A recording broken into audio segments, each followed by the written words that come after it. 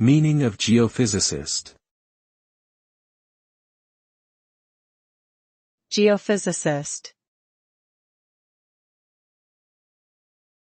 Geophysicist. Geophysicist. Geophysicist.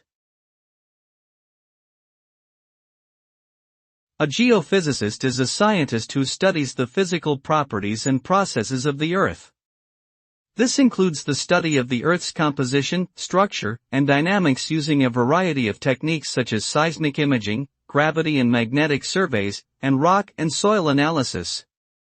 Geophysicists use this knowledge to better understand natural phenomena such as earthquakes, volcanoes, and plate tectonics, as well as to locate and extract natural resources like oil and gas. Their work also has important implications for environmental management and climate change research. Geophysics is a multidisciplinary field that draws on physics, mathematics, and geology.